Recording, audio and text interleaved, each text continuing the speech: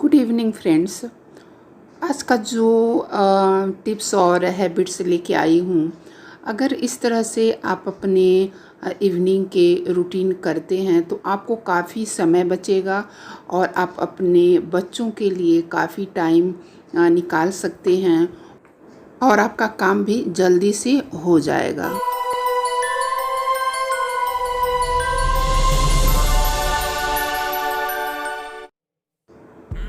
Evening में ये मैं जो शाम की चाय पीने के बाद ये मैं घी बनाई थी सुबह में ही।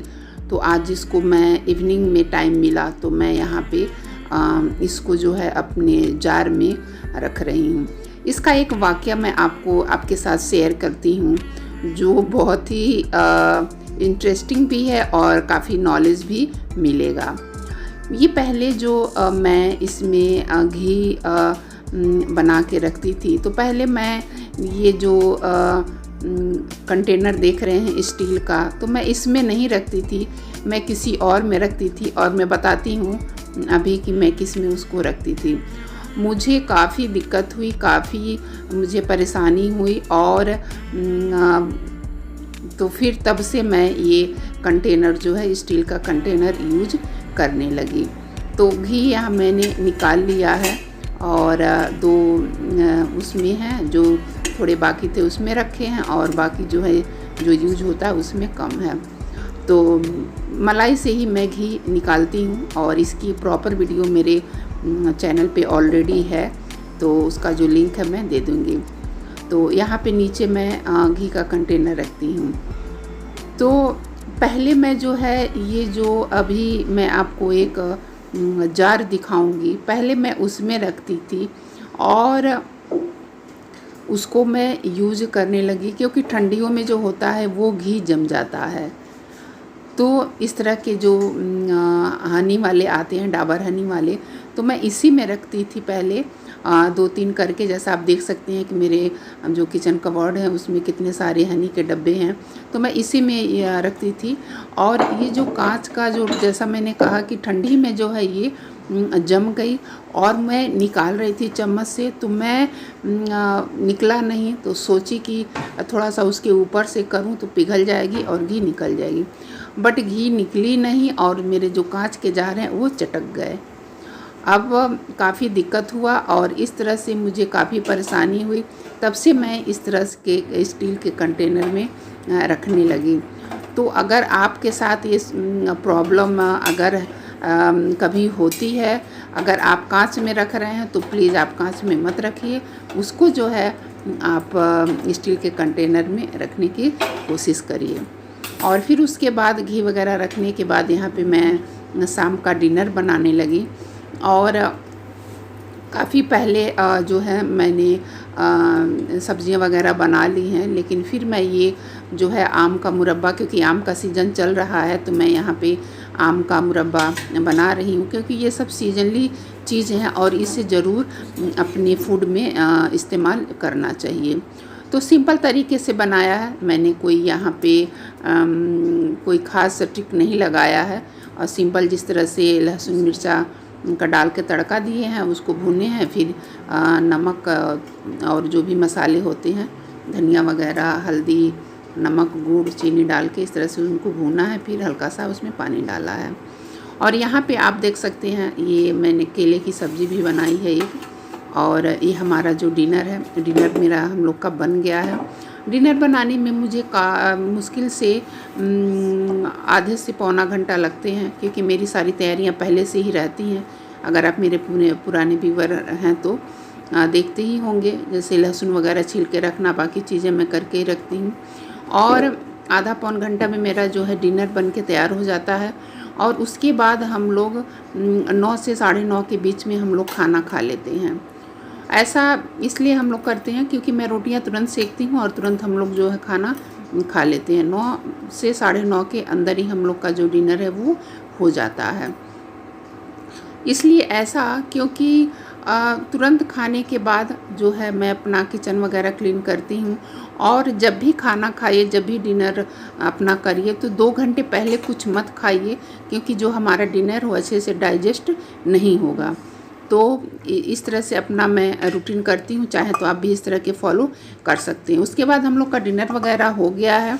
अब ये जो सारी चीज़ें जो बची हैं इसको मुझे क्लीन करना है, खाली करना है, और मुझे किचन भी अपने क्लीन करने हैं। तो ये सब करने में मुझे मुश्किल से आधे घंटे से भी कम लगे हैं, 20 मिनट लगे होंगे खाली करने में और किचन काउंटर टॉप को क्लीन करने में।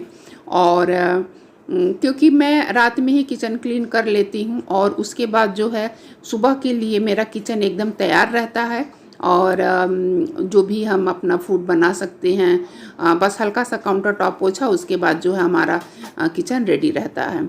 तो इस तरह से उसके बाद ये जो कप वगैरह देख रहे हैं इसको मैं वॉश कर रही हूँ, क्योंकि ये जो मार्बल वगैरह के कप होते हैं मैं मेड को नहीं देती हूँ धोने के लिए, क्योंकि उनका हाथ बहुत जल्दी चलता है, तो मुझे डर लगता है कि कहीं फूटे ना।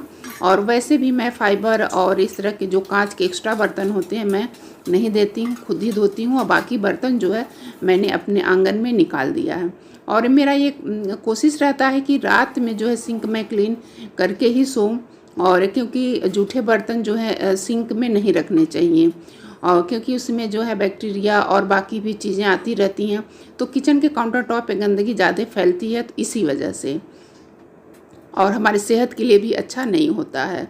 तो यहाँ पे मैंने काउंटर टॉप पोंछ दिया है लगभग, थोड़ा सा बस बाकी है। और उसके बाद ये गैस का जो एरिया है, गैस ठंडी हो गई है, उसके बाद फिर मैंने पोंछा। यहाँ पे एक टिप्स देना चाहूँगी कि कभी भी गैस को जो है गरम मत पोंछिए, क्योंकि अगर आपका ग्लास का है तो वो जो ग्लास है चटकने का डर रहता है। और ऐसा माना जाता है हिंदू धर्म में कि जो ये आग जो है वो अग्निदेव हैं, तो इस वजह से कोई भी चीज़ उस पर तुरंत ठंडा चीज़ नहीं करना चाहिए। तो इस वजह से मैं जब ठंडा हो जाता है तभी मैं उसको क्लीन करती हूँ। और यहाँ ऑलमोस्ट मुझे 15 से 20 मिनट लगे हैं किचन को साफ़ करने में। और इसके बाद जो है जो मेरा रात का जो काम होता है, जैसे दही जमाना, बादाम भिगोना, ये सब चीज़ें मैं करती हूँ। तो यहाँ पे जो कि सिंक मेरा साफ़ हो गया है। और ये जो टोटी है, तो आप टोटी और ये जो वाटर ये प्यूरीफाई है, इसको आप ज़रूर रात में इसको एक वाइप ज़रूर मारिए, ताकि जो हमारा पानी का स्टोन वगैरह जो रहता है वो निकल जाए। तो इस तरह से किचन मेरा क्लीन हो गया है। यहाँ पे मैं दही जमाने के लिए दूध गर्म कर दिया है, और इस तरह से देखिए सारा जो किचन है मेरा काउंटर टॉप क्लीन हो गया है। तो ये सब करने मुझे 15 से 20 मिनट लगे हैं, और बस मेरा किचन क्लीन हो गया है। अब जो है मुझे बस ये दही को जमाना है, क्योंकि गर्मी है तो दही वगैरह सेहत के लिए काफ़ी अच्छा होता है। तो यहाँ पे मैं और दही जमाने का एक सीक्रेट बताती हूँ। यहाँ पे जो है दही को एक जगह नहीं डालना चाहिए, जो जामन होता है उसको 3-4 जगह में डाल करके, और उसके बाद इसको हल्का सा हिला करके आप चाहे तो कहीं भी इसको ढक करके रख सकते हैं, क्योंकि गर्मी है कहीं भी ये जम जाएगा। हाँ, ठंडियों में थोड़ी सी दिक्कत होती है। और उसके बाद ये जो मैं थोड़ा सा ये बादाम मैंने भिगाया है, क्योंकि भी सेहत भी बनाना है। और तो इसको मैं अवन में रखती हूँ। अवन में इसलिए मैं गर्मियों में रखती हूँ क्योंकि थोड़ा सा कभी कभी होता है कि चींटियाँ वगैरह जो हैं अगर समर में लग जाती हैं, तो दही में भी वो चली जाती हैं, तो सेफ्टी की वजह से। उसके बाद किचन मेरा क्लीन हो गया है, और मेरा कोशिश यही रहता है कि 9:45 बजे तक मैं सारे डिवाइस वगैरह जो भी मेरे फ़ोन वगैरह हैं और जो भी चीज़ें हैं मैं उसको साइड में रख देती हूँ। और बाबू के पास मैं बैठती हूँ 15 से 20 मिनट के लिए, और उनसे ये पूछती हूँ कि आज उन्होंने दिन भर क्या किया क्या नहीं किया। इस तरह से करने से बच्चों को भी थोड़ा सा ये रहता है कि हाँ पेरेंट्स हमारे साथ बैठ रहे हैं, और उनकी जो पढ़ाई लिखाई है कैसे क्या चल रही है। तो 24 घंटे में थोड़ी सी ज़रूरी इस चीज़ को फॉलो करना चाहिए, और वो भी रात में।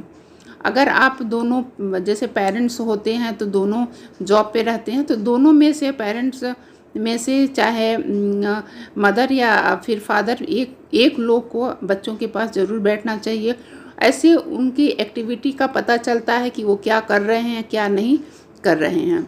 तो इसी तरह मैं अपने जो है इवनिंग रूटीन को फॉलो करती हूँ और अपने बाबू को भी थोड़ा सा मैं टाइम देती हूँ और वो अपने पढ़ाई में बहुत ही अच्छे हैं। उनको हम लोग IIT की तैयारी करवाया जा रहा है और उनके 10th में जो है 92 प्लस आए थे और ये अभी इस समय इंटर में हैं।